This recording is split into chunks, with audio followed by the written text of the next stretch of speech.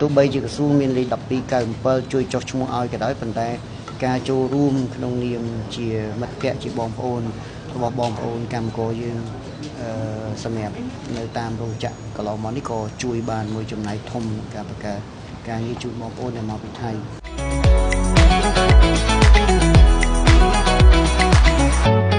តួលេខរួមដែលរោងចក្រសហគ្រាសផ្នែកវិស័យកាត់ដេរមានគឺ1605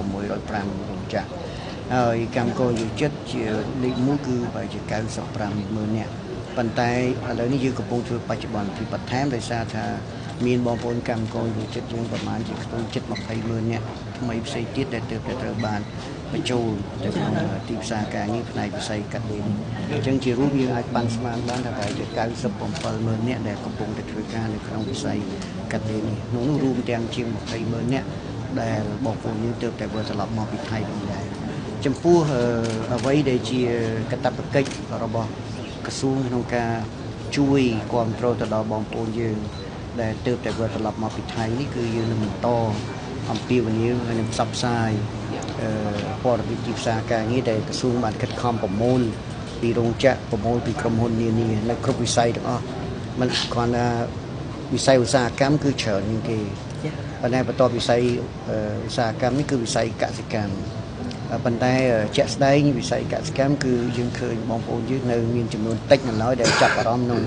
វិស័យកសិកម្មភាគច្រើនគឺផ្ដោតទៅលើវិស័យឧស្សាហកម្មអញ្ចឹងក្រសួងនឹងបន្តសម្របសម្រួលបន្ថែមទៀតដើម្បីបញ្ចូលឈ្មោះបងប្អូនយើងទៅឲ្យរោងចក្រសហគ្រាសគាត់ពិនិត្យហើយក្នុងឱកាសនេះក្រសួងក៏អរគុណដែរបងប្អូនកម្មករយោជិតយើងដែលគាត់កំពុងធ្វើការងារនៅតាមរោងចក្រស្រាប់នេះក៏គាត់ជួយបន្ថែមដែរពេលដែលគាត់ដឹងនៅរោងចក្រគាត់ត្រូវការរើសមនុស្សឬក៏អីចឹង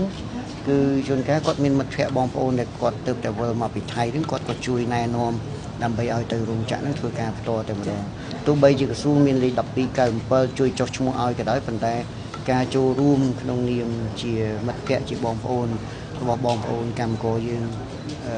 សម្រាប់នៅតាមរោងចក្រកន្លងមកនេះក៏ជួយបានមួយចំណែកធំការបង្កើតការងារជួយបងប្អូនដែលមកពីថៃ